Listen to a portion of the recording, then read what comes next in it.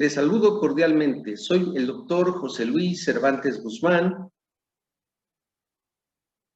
y quiero compartirles el día de hoy el tema juego y tradiciones. El juego y las tradiciones son componentes de la cultura, pero ¿qué significan cada uno de ellos?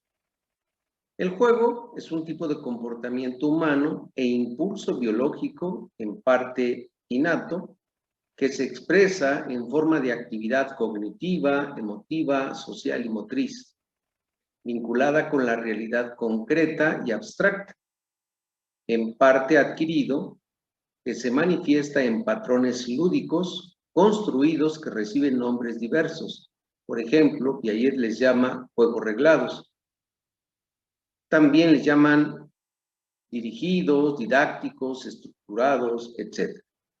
Los cuales son modos estandarizados de jugar, pero susceptibles de cambio, que sirven de medio para lograr objetivos más allá del acto de jugar espontáneo o libre, cuyo único fin es actuar como si, diría Huizinga, influenciado por el entorno y la compulsión interna. Las costumbres son maneras habituales de actuar de una persona o colectividad.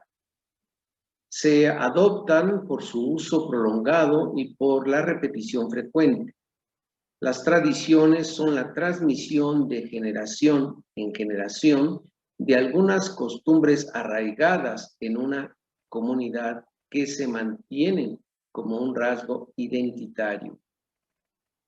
Resisten el paso del tiempo, se transmiten y manifiestan día a día por medio de la oralidad y algunas prácticas sociales. Las tradiciones son variadas, abarcan el vestuario, los alimentos, los festejos, las creencias, las artesanías, etc. Algunas clases de juegos cuyo origen es antiguo e incierto se han practicado desde hace mucho tiempo y se les denomina tradicionales, por lo cual pertenecen al patrimonio cultural de un colectivo humano. El patrimonio cultural es el conjunto de bienes heredados de nuestros antepasados. Constituye nuestra memoria e identidad. Es a la vez proceso y producto de la creación humana y se halla en nuestro alrededor. Por ello, está muy próximo al presente cotidiano. Constituye además un tipo de capital material y simbólico contemporáneo, que según la UNESCO, Organización de las Naciones Unidas, para la educación, la ciencia y la cultura, encierra el potencial de promover el acceso a la diversidad cultural y al disfrute. El patrimonio cultural se divide en 1, material o tangible, y 2, inmaterial o intangible. El primero se subdivide en patrimonio material inmueble, que incluye todos los bienes culturales que pueden trasladarse de un lugar a otro, es decir, objetos como pintura, cerámica, orfebrería, mobiliario, esculturas, monedas, libros, documentos y textiles, pero también artesanías y juguetes. El patrimonio cultural inmueble, que es la segunda subdivisión, se refiere a los bienes culturales que no pueden trasladarse y abarcan tanto sitios arqueológicos como edificaciones. Esto según Alba. El segundo se refiere a la cultura viva,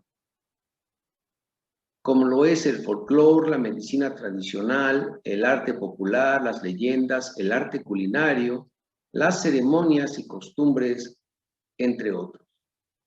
Se trata de los usos, representaciones, expresiones, conocimientos y técnicas asociados a los instrumentos, objetos, artefactos y espacios culturales que les son propios y que son transmitidos de generación en generación. A menudo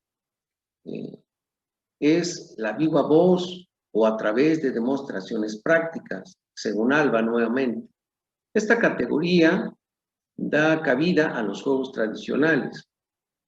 El patrimonio sirve, según Cobos, para producir y vivir experiencias como los juegos que han sido legados de otras generaciones y que producen o hacen vivir experiencias a los jugadores que apenas los están conociendo. La cultura, entendida como saber, forma de vida, valor, creación, sistema y simbolismo, se sustenta en las principales teorías elaboradas al respecto. Por ejemplo, la platónico-agustina, el interaccionismo simbólico, la fenomenología, la teoría crítica, la teoría sistémica y la simbólica. Geertz y Jiménez. Todo lo creado por el hombre más allá de la naturaleza, pero aprovechando los procesos y recursos de esta, es cultura, la cual constituye un saber que se acumula, pero también se transmite, es decir, hay un acervo, capital o bagaje. Las formas y estilos de vida, los valores materiales e inmateriales, así como los procesos creativos y constructivos, que generan diversas manifestaciones culturales en cada época histórica. Todo lo anterior se organiza en un sistema cultural general, constituido por subsistemas relativos a las culturas locales y regionales, en los cuales coexisten y se movilizan subculturas, contraculturas o culturas subterráneas. La cultura la conforman conjuntos de signos y símbolos que significan y dan sentido a la vida colectiva.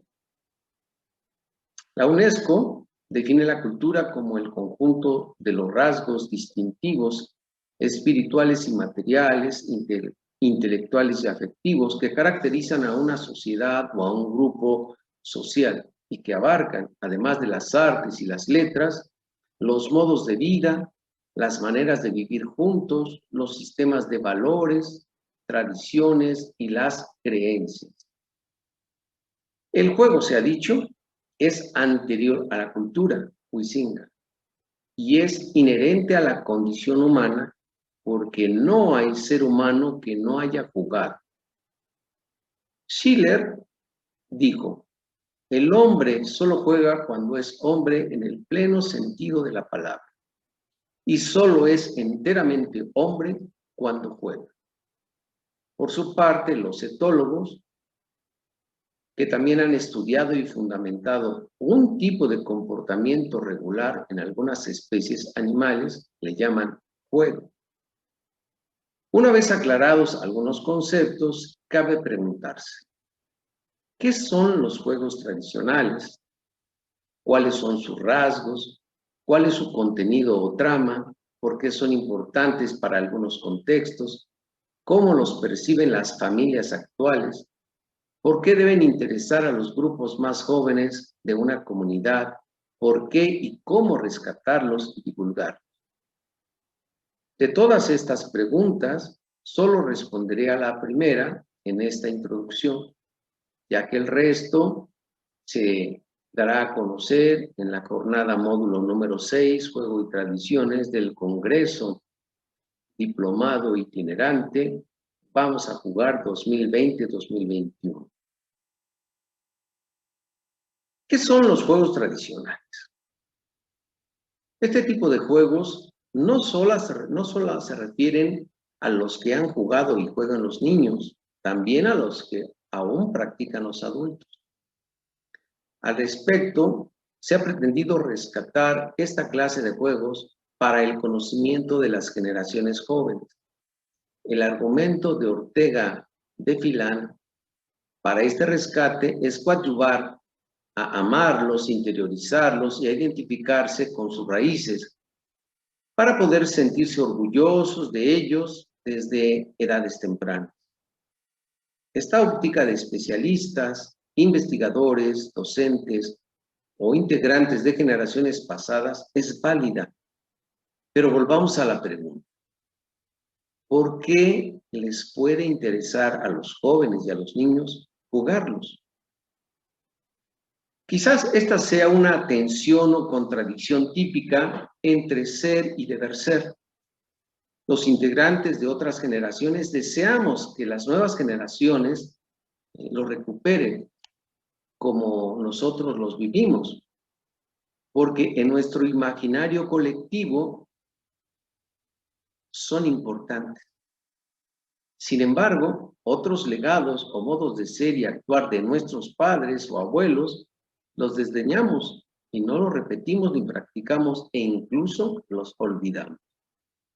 ¿Por qué insistir entonces en recuperar los juegos tradicionales?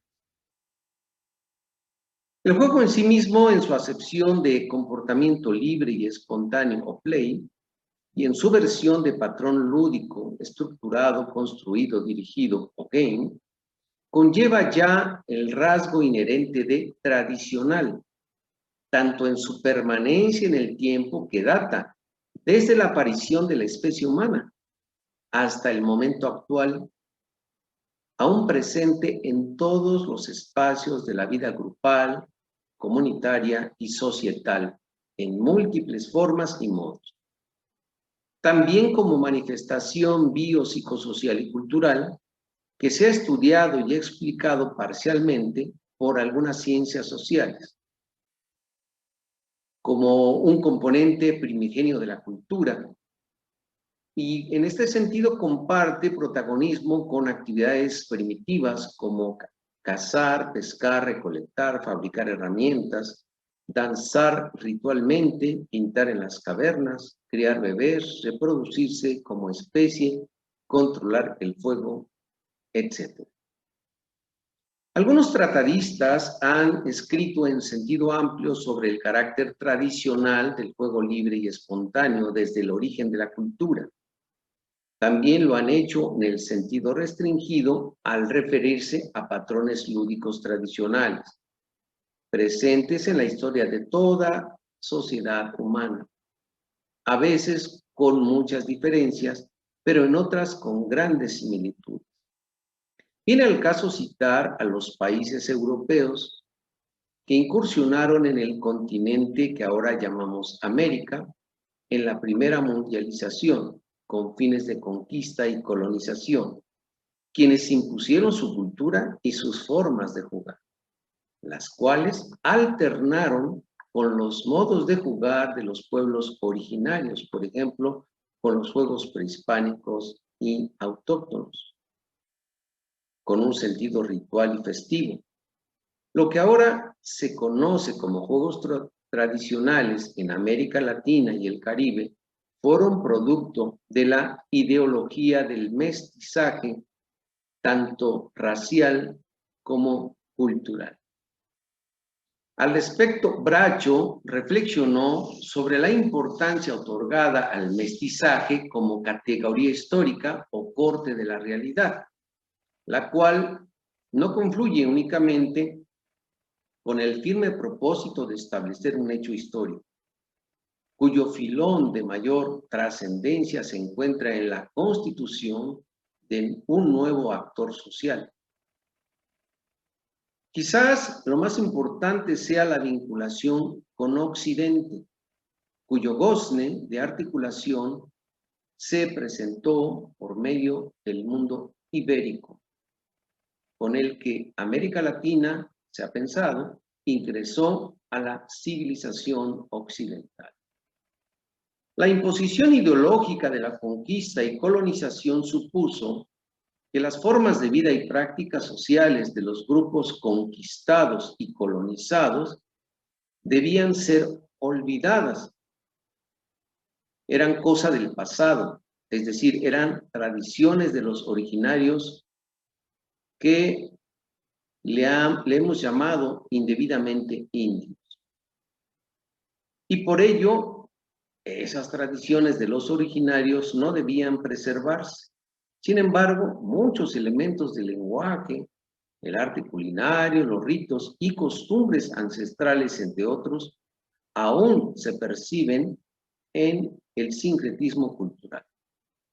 A pesar del sometimiento de los pueblos oriundos, los adultos y los niños seguían jugando clandestinamente, porque muchos de los juegos eran parte de sus ritos y festividades.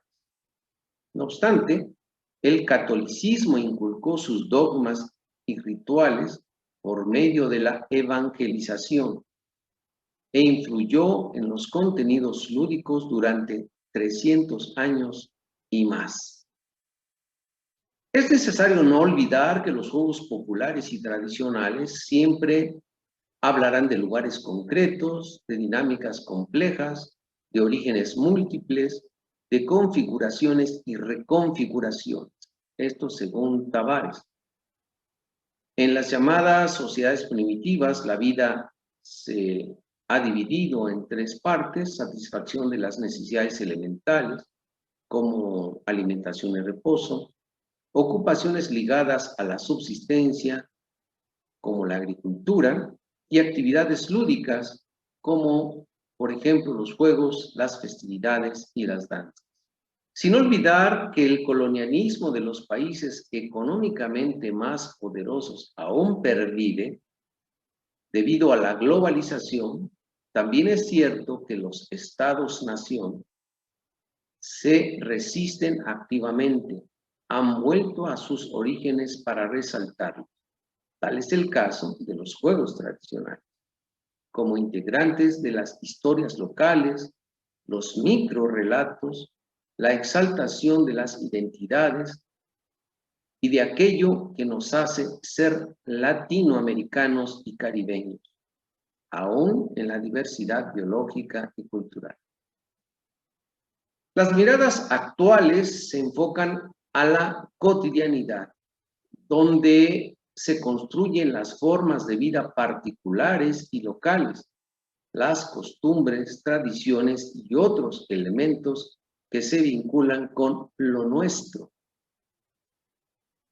Los juegos tradicionales no se gestaron en una cultura común ni homogénea, la cual es sin duda fundamento de las identidades nacionales que nos caracterizan.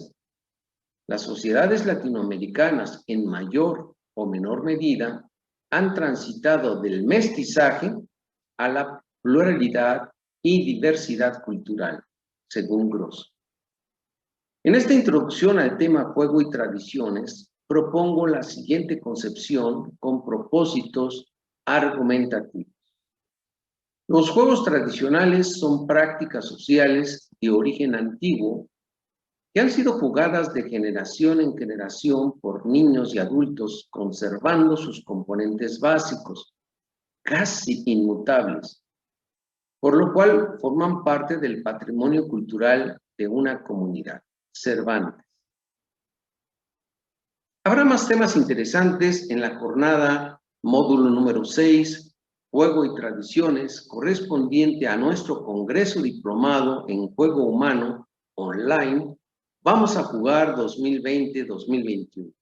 Te invito a que te inscribas y visites nuestra página web www.serman.net o envía un mensaje de texto para pedir informes al WhatsApp 55 51 84 69 86. Te esperamos. No lo pienses mucho. Hasta la próxima.